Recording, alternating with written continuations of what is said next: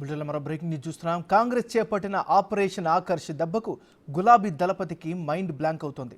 ఎమ్మెల్యేల్ని కాపాడుకునే ప్రయత్నాలను కేసీఆర్ ముమ్మరం చేశారు. తన ఎర్రవెల్లి ఫామ్ హౌస్లో కీలక సమావేశాన్ని ఏర్పాటు చేశారు. ఆయన పార్టీ ఎమ్మెల్యేలంతా ఫామ్ హౌస్కు రావాలని పిలిచారు.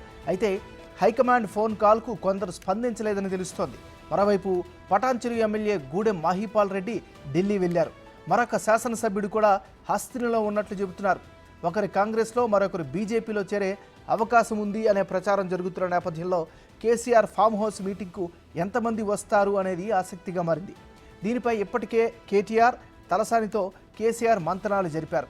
తలసాని శ్రీనివాస్ యాదవ్, వేముల ప్రశాంత్ రెడ్డి ఫామ్ హౌస్కు చేరుకున్నారు. ఎవరు వస్తారు, ఎవరు రారు అనే ఉత్కంఠ బీఆర్ఎస్ శ్రేణుల్లో కొనసాగుతోంది.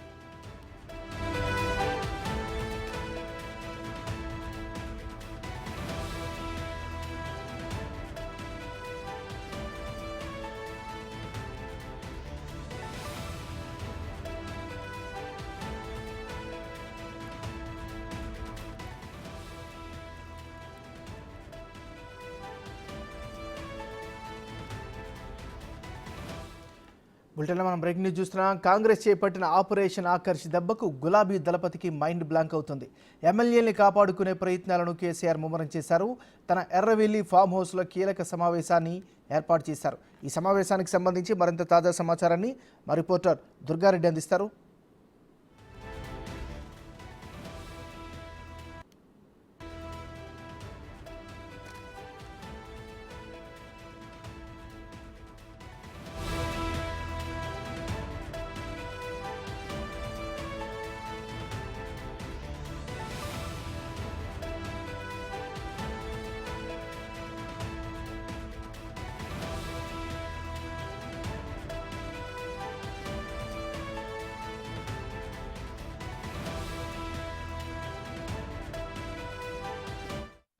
కాంగ్రెస్ చేపట్టిన ఆపరేషన్ ఆకర్ష్ దెబ్బకు గులాబీ దళపతికి మైండ్ బ్లాంక్ అవుతుంది. ఎమ్మెల్యేల్ని కాపాడుకునే ప్రయత్నాలను కేసీఆర్ ముమ్మరం చేశారు. తన ఎర్రవెల్లి ఫామ్ హౌస్లో కీలక సమావేశం ఏర్పాటు చేశారు. ఆయన పార్టీ ఎమ్మెల్యేలంతా ఫామ్ హౌస్కు రావాలని పిలిచారు. అయితే హైకమాండ్ ఫోన్కు కాల్కు కొందరు స్పందించలేదని తెలుస్తోంది. ఇదే అంశానికి సంబంధించి మరింత తాజా సమాచారాన్ని మా రిపోర్టర్ దుర్గారెడ్డి అందిస్తారు. దుర్గారెడ్డి, చెప్పండి, ఈ సమావేశానికి సంబంధించిన అప్డేట్స్ ఏంటి? నాగరాజు, సిద్దిపేట జిల్లా రాష్ట్ర మాజీ ముఖ్యమంత్రి చంద్రశేఖరరావు ఫామ్ హౌస్ లో మాత్రము అర్ధరాత్రి 2 గంటల నుంచి ఇక్కడ మాజీ మంత్రి కేటీఆర్, అదేవిధంగా మాజీ మంత్రి హరీష్ రావు, రాష్ట్ర మాజీ ముఖ్యమంత్రి కె చంద్రశేఖరరావు వీళ్ళంతా కూడా ఒక సమావేశం ఏర్పాటు చేస్తున్నారు. సమావేశంలో మాత్రము ఉమ్మడి తెలంగాణ రాష్ట్ర వ్యాప్తంగా ఉన్న 37 మంది ఎమ్మెల్యేలను కూడా ఈ సమావేశానికి హాజరు కావాలని చెప్పి వాళ్ళకి ఫోన్ చేసి ఆ సమావేశం 11 గంటలకు రావాలని చెప్పి ఆదేశాలు ఇచ్చారు. ఆదేశాల ప్రకారం మాత్రం ఇప్పటికి మాత్రం ఒక 3 ఎమ్మెల్యేలు మాత్రమే, అదేవిధంగా తలసాని శ్రీనివాస్ యాదవ్, గోపీనాథ్, అదేవిధంగా వేముల ప్రశాంత్ కొంతమంది హాజరయ్యారు. ఇక్కడ 6-7తో మాత్రం ఒక ఫామ్ హౌస్ లో మాత్రం సమావేశం అయితే కొనసాగుతుందని చెప్పవలసిన నాగరాజు. అదేవిధంగా చూస్తే మాత్రం గూడెం మైపాల్ రెడ్డి, పటాన్చెరు ఎమ్మెల్యే గూడెం మైపాల్ రెడ్డి మాత్రం ఇప్పటివరకు అయితే ఢిల్లీకి వెళ్లారు. ఈడీ కేసులో కూడా లాయర్ కలవడానికి వెళ్ళినట్లు కొంత సమాచారం అయితే మనకు అందుతుంది. నిజంగానే అక్కడ బీజేపీకి వెళ్తారని కొంత సమాచారం ఉన్నతోటే అటు బీజేపీ కావచ్చు, కాంగ్రెస్ వాళ్ళే కావచ్చు, ఏ పార్టీకి మారుతాడు, బీఆర్ఎస్ నుంచి పోకుండా కట్టుదిట్టం చేయడానికి కూడా ఇక్కడ అది హరీష్ రావు, కేటీఆర్ కు ఎంపడెంబడే సూచనలు ఇస్తూ తగు సలహాలు తీసుకుంటూ రాష్ట్ర మాజీ ముఖ్యమంత్రి చంద్రశేఖరరావు వీళ్ళందరికీ కూడా అక్కడికి బుజ్జగించే ప్రయత్నాలు చేసినా కొందరు రావడం జరిగింది. మరికొందరు మాత్రం ఇంకో 15 నిమిషాలు వచ్చే అవకాశాలు ఉన్నాయని చెప్తున్నారు. ఏదేమైనా సరే 37 మందిని కాపాడుకునే ప్రయత్నంలో ప్రణాళికతో ముందుకెళ్తున్నారు. నిజంగానే 3 రోజుల క్రితం ఫామ్ హౌస్ లో కేసీఆర్ ఆ సమావేశం పెట్టినా కానీ మా ఎమ్మెల్యేలు చాలా మంది రాలేకపోయారని తెలుస్తున్న రాజు. దాంతో పాటు మరో కూడా వాళ్ళకు ఆదేశాలు ఇచ్చడం జరిగింది. దాంతో పాటు ఆదేశాలు ఇచ్చిన తర్వాత ఈ రోజు ఎవరెవరు సమావేశానికి వస్తారంటే తలసాని శ్రీనివాస్ యాదవ్, అదేవిధంగా వేముల ప్రశాంత్, గోపీనాథ్ వీళ్ళు మాత్రం రావడం జరిగింది. కేటీఆర్ వాళ్ళతో మాత్రం విడివిడిగా చర్చలు జరుపుతున్నారు. పార్టీ కష్టకాలంలో ఉంది కనుక పార్టీ విడిచి వెళ్ళవద్దని చెప్పుకుంటా ఆదేశాలు ఇచ్చిన మాట అయితే మనకు తెలుసు. దాంతో పాటు రాష్ట్ర మాజీ ముఖ్యమంత్రి కూడా చెప్తున్నారు చంద్రశేఖరరావు, నిజంగా మనం గెలిచి ప్రతిపక్షంలో ఉండి ప్రతిపక్ష పాత్ర పోషించాలి కనుక మనం ఇప్పుడే మాత్రం పార్టీ మారితే మనకు విజయం ఉంటుంది, రాబోయే కాలంలో మనదే ఉంటుంది కనుక ఒక 5 ఏళ్ళు ఓపిక పడాల్సిన అవసరం ఉంటుంది. ఆ దిశగా మనము ప్రజలు ఓట్లు వేశారు, మనం వెళ్లాల్సిన బాధ్యత మనపై ఉంది కనుక మీరు ఇప్పుడు పార్టీ మారుతున్నారు, పార్టీలో ఎందుకు జరుగుతున్న విషయాలు, ఏమేమి జరిగింది, కొన్ని తప్పులు తప్పప్పుడు జరిగితే పార్టీలో కూర్చొని చర్చించుకుందాం కనుక మీరు పార్టీ మారవద్దని చెప్పి ఆ వచ్చిన ఎమ్మెల్యేలతో పాటు మిగతా వారి ఎమ్మెల్యేలు కూడా ఫోన్ చేసి ఆ ఖచ్చితంగా సమావేశానికి రావాలి, మన కూలంకషంగా మాట్లాడుకుందాము, ఇక్కడికి రాండి, మీ కుటుంబ సభ్యులుగా నేను కూడా మాట్లాడతానని చెప్పి ఆ చెప్తున్న విషయం అయితే కొంత పార్టీ నుంచి వస్తున్న విషయం మనకు ఆ సమాచారం అయితే అందుకున్నారు. దీంతో పాటు ఇక మిగతా వాళ్ళు ఎక్కడెక్కడ ఉన్నారు, ఫోన్లు ఎందుకు రావట్లేదని చూస్తే మాత్రం 24 మంది మాత్రమే ఫోన్లు ఎక్కేస్తారు, మిగతా 14 మంది మాత్రం ఫోన్లు లిఫ్ట్ చేయలేదు ఎమ్మెల్యేలు తెలుస్తుంది. 37 మంది ఎమ్మెల్యేలు మిగతా మాత్రం ఒకరు గూడెంమైపాడు ఢిల్లీకి వెళ్తే మిగతా వాళ్ళంతా కూడా తెలంగాణలో ఉన్నారు, ఇంటి దగ్గర ఉన్నారు, లేకుంటే హైదరాబాద్ ఉన్నారు. కానీ వీళ్ళందరూ కూడా సమావేశం రాకపోవడం వల్ల కొంత ఇక చర్చ కొనసాగుతున్న విషయం మనకు తెలుస్తుంది. దీంతో పాటు ఎక్కడకు చూసినా కానీ రాష్ట్రంలో మాత్రం తెలంగాణ రాష్ట్ర వ్యాప్తంగా ఎమ్మెల్యేలంతా కాంగ్రెస్ వైపు వెళ్ళిపోతున్నారు. 27, 28 తారీఖులతో ఖచ్చితంగా పోతారని కొంత సమాచారాన్ని సేకరించిన రాష్ట్ర మాజీ ముఖ్యమంత్రి చంద్రశేఖరరావు ఆ దిశగా కూడా ఎవరైతే ఎమ్మెల్యేలు ముందుగా ఎవరెవరికి చర్చలో ఉన్నారు, ఏ పార్టీ వాళ్ళతో మాట్లాడుతున్నారు, వాళ్ళందరికీ కూడా 1-2 సార్లు మాత్రం పిలిపించుకొని మాట్లాడే ఆ సమావేశం సఫలమైతే కొనసాగుతాయని చెప్పవచ్చు. గోవా టూర్కు తీసుకెళ్లారని కొంతమంది మాత్రం ఎమ్మెల్యేలు కూడా ఇప్పటికే వాళ్ళు సిద్ధం చేసుకున్న విషయం చూడవచ్చు. దాంతో పాటు చాలా సందర్భాల్లో మనం చూస్తుంటే మాత్రం ఎమ్మెల్యేలు పార్టీ మారుతున్నారనే విషయం రాగానే ఖచ్చితంగా రాష్ట్ర మాజీ ముఖ్యమంత్రి చంద్రశేఖరరావు అదేవిధంగా హరీష్ రావు వీళ్ళందరూ కూడా బాధ్యతలు అప్పగించి ఆ బాధ్యతలతో ఆ కులంకుశంగా మాట్లాడే విషయాన్ని మాత్రము ఫామ్ హౌస్ ఏర్పాటు చేస్తున్నారు. ఫామ్ హౌస్ సంభాషణ మరికాసేపు తెరిచే అవకాశం ఉంది. నిజంగానే మధ్యాహ్నం 3 గంటల వరకు ఈ సమావేశం కొనసాగే అవకాశాలు కనిపిస్తున్నాయి. 3 గంటల వరకు ఎవరెవరు ఎమ్మెల్యేలు వస్తారు, ఎవరెవరు రారని చెప్తున్నారు. చూస్తే మాత్రం కొత్త ప్రభాకర్ దుబ్బాక ఎమ్మెల్యే గత 2 పర్యాయాలు కూడా ఎంపీ గెలిచారు. ఈ సమావేశానికి ఇప్పటివరకు రాలేదు, మొన్న మాత్రం వచ్చి వెళ్ళారని చెప్తున్నారు. నిజంగా ఈ రోజే మాత్రమే కావచ్చు, రేపు కావచ్చు కొత్త ప్రభాకర్ రెడ్డి కూడా కాంగ్రెస్ వైపు వెళ్లే అవకాశాలు ఉన్నాయంటే మనకు కొంత సమాచారం అయితే అందుతుంది. నారాజ్ దుర్గారెడ్డి, ఇంకో విషయం చెప్పండి. ఇప్పుడున్నటువంటి పరిస్థితుల్లో కేసీఆర్ పూర్తి డిఫెన్స్లో పడ్డారు. దీనికి సంబంధించినటువంటి బయట మాట్లాడే అవకాశం ఉందా?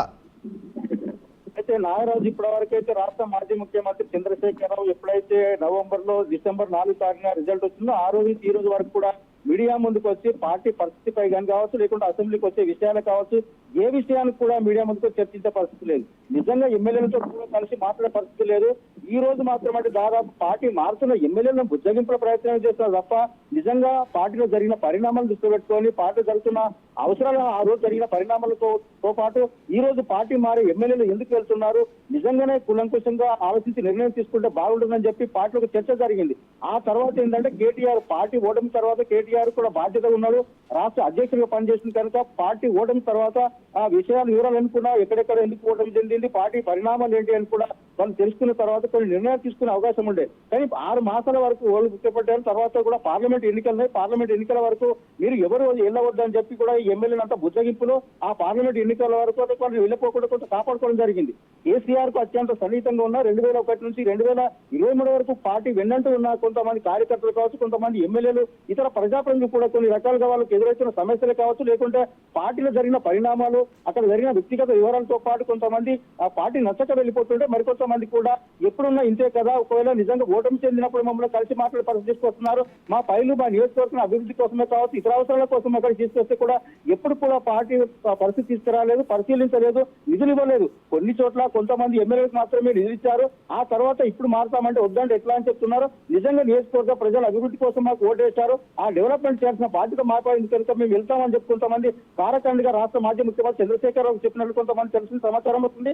నిజంగా పార్టీ ఫామ్ హౌస్ వరకు అప్పటి వరకు మీడియాను కూడా వెల్లడించే పరిస్థితి లేదు. ఈ రోజు మాత్రం ఎమ్మెల్యేలు వస్తే అక్కడ ఒకరిద్దరు మాత్రమే ఉన్నారు. అందరూ కూడా ఎమ్మెల్యేలు 5-6 ఎమ్మెల్యేలు మాత్రం ఇప్పటికే లోపలికి వెళ్లారు. మిగతా వాళ్ళు మధ్యాహ్నం 3 గంటల లోపల వస్తారా, లేకుంటే వచ్చిన తర్వాత మాట్లాడిన విషయం మీడియా ముందుకు వచ్చి కేసీఆర్ మాట్లాడతాడా, కేటీఆర్ వివరణ ఇస్తాడా, లేకుంటే హరీష్ రావు వివరణ ఇస్తాడా, వీళ్ళందరూ కాపాడుకునే ప్రయత్నం చేస్తారని మాత్రం వేచాల్సిన అవసరం ఉంది. నారాజ్ దుర్గారెడ్డి, ఇంకొక విషయం, కేసీఆర్ అడపాదడపా స్పందించినా ఎప్పుడు కూడా యాక్టివ్గా ఉండే కేటీఆర్ కూడా మౌనం వహిస్తున్నారు. ఈ మధ్యలో ఎక్కడ కూడా ఆయన కనిపించడం లేదు. సో దీనికి సంబంధించిన అప్డేట్ ఏంటి మరి? నారాజు చూడొచ్చు, నిజంగానే ఒక రాష్ట్రానికి 5 సంవత్సరాల నుంచి రాష్ట్ర అధ్యక్షుడిగా ఉన్నాడు మాజీ మంత్రి కేటీఆర్. ఆ తర్వాత ఎమ్మెల్యేలను కాపాడుకుంటే ఎమ్మెల్యేలను కూడా తాను వ్యక్తిగతంగా ఎవరిని కూడా ఇప్పటివరకు కలిసి కానీ పార్టీ పరిస్థితిపై వివరించి ఆ పార్టీకి సంబంధించిన వివరాలు కనుక్కొని నిజంగా పార్టీ పరిణామాలను దృష్టి అంచనా వేసి ఏ విధంగా ఉండాలి, ఏ విధంగా ముందుకెళ్లాలి ఏంటని ఆలోచన చేయాల్సిన అవసరం ఉంది. ఆ దిశగా ముందుకెళ్ళకపోవడం వల్ల నిజంగా కేటీఆర్ వ్యవహార శైలి నచ్చకపోవడం వల్లే కొంతమంది ఎమ్మెల్యేలు వెళ్తున్నారుగా.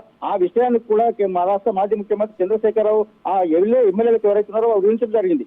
గతంలో జరిగిన పరిణామాలు ఇప్పుడు ఉండవు, ఆ విధంగా మనం వెళ్ళొద్దు అని చెప్పి కూడా ఆ కేటీఆర్ చేసిన ఏవైతే వ్యాఖ్యలు ఉన్నాయో లేకుంటే వాళ్ళకు ఆ విషయంగా కొంత విమర్శలు సద్విమర్శలు చేసుకున్న పార్టీలు జరిగిన పరిణామం కూడా దృష్టిలో పెట్టుకొని వీళ్ళంతా బుజ్జగింపుల ప్రయత్నంతో కొనసాగింది. కానీ 6 మాసాల తర్వాత పార్లమెంట్ ఎన్నికలు వచ్చిన తర్వాత పార్లమెంట్ ఎన్నికలు పూర్తయిన తర్వాత వాళ్ళు వెళ్తున్నారు కనుక ఖచ్చితంగా కాపాడుకునే ప్రయత్నంలో కేటీఆర్ ను రంగంలోకి దింపితే పార్టీ పరిస్థితి ఎలా ఉంటుంది, లేదా రాష్ట్ర మాజీ మంత్రి హరీష్ రావు రంగంలోకి దింపాలనే ఆలోచనతో మాత్రం ఫామ్ హౌస్ లో ఒక వారం 10 రోజుల నుంచి కూడా సమావేశాలు మంత్రాలు జరుపుతున్నా కానీ ఎవరు ముందుకు రాకపోవడం, వచ్చినా కానీ మిగతా ఎమ్మెల్యేలు అటు కేటీఆర్ వైపే కావచ్చు ఇటు హరీష్ రావు వైపే కేసీఆర్ గా పిలిస్తే ఒక 5 ఎమ్మెల్యేలు వస్తున్నారు, వాళ్ళు వెళ్ళిపోతున్నారు తప్ప మిగతా ఎమ్మెల్యేలు రాలేకపోతున్నారు. వాళ్ళు ఎందుకు రాలేకపోతున్నారు, మీరు వీడియో ఎందుకైతే పార్టీ విడిపోతున్న ఎమ్మెల్యేలు కూడా మీరు కట్టడి చేయాలి, వాళ్ళతో మాట్లాడాలని చెప్తా కానీ వాళ్ళు ఫోన్ లిఫ్ట్ చేయకపోవడం, వీళ్ళు సంభాషించే ప్రయత్నం చేసినా కానీ వాళ్ళు వినకపోవడం, ఇలాంటి పరిణామాలను దృష్టిలో పెట్టుకొని ఒక మాత్రం లాస్ట్ గా అంటే దాదాపు కేసీఆర్ ఫామ్ హౌస్ లో రాష్ట్రీయ మండలాలతో అనుకోవచ్చు, లేకుంటే అక్కడ నుంచి గోవా టూరే కావచ్చు, ఏదైనా గారి ఎమ్మెల్యేలను కాపాడుకునే ప్రయత్నంలో మాత్రమే ఒక ప్లాన్ ప్రణాళికతో ముందుకెళ్తున్న విషయాన్ని మాత్రము ఈ రోజు మాత్రం పార్టీలో జరుగుతున్న చర్చ అయితే మనకు కనిపిస్తున్న విషయం నాగరాజు. అదేవిధంగా ఇప్పుడున్న 37 మందిలో ఈ రోజు మాత్రం ఒకరిద్దరు మాత్రం ఖచ్చితంగా అటు బీజేపీ కావచ్చు ఇటు కాంగ్రెస్ వైపే చూస్తున్నారు. నిజంగా ముహూర్తం దగ్గర పడుతున్నాం, మేము ముహూర్తం చూస్తున్నాం అంటున్నారు కొందరు. మరికొందరు మాత్రం ఎంత చెప్పినా కానీ ఖచ్చితంగా మాకున్న అవకాశాలే కావచ్చు, లేకుంటే ప్రజలకు ఇచ్చిన హామీ మేరకే కావచ్చు, నిజంగా మేము వెళ్లే అవకాశాలు ఉన్నాయని చెప్పి కొంతమంది ఒకరిద్దరు మాత్రం ఎమ్మెల్యే కేటీఆర్ కావచ్చు అటు హరీష్ రావుకి కొంచెం సంకేతం ఇచ్చినట్లు తెలుస్తుంది. నిజంగా ఎమ్మెల్యేలు కూడా కాపాడుకుంటారా విడిచిపెడతారా అని చెప్పి కొంత అక్కడ ఉత్కంఠ నెలకొంది. దాంతో పాటు ఇక్కడ చర్చ అంతా జరుగుతుంది. తెలంగాణ రాష్ట్ర వ్యాప్తంగా రాష్ట్ర మాజీ ముఖ్యమంత్రి ఒక 10 ఏళ్లు వన్ సైడ్ గా వ్యవహరించి ఒక దేశానికి దశ దిశ చేసినామని చెప్పి ఆ రాష్ట్ర మాజీ ముఖ్యమంత్రి చంద్రశేఖర్ తన పార్టీకి సంబంధించిన ఓటమి, ఆ తర్వాత తను గెలిచిన ఎమ్మెల్యేలను కూడా కాపాడుకునే పరిస్థితి లేదని చెప్పి కూడా రాజకీయ విశ్లేషకులు జరుగుతున్న చర్చ అయితే మొదలైందని చెప్పవచ్చు నాగరాజ్. Thank you Durga Reddy.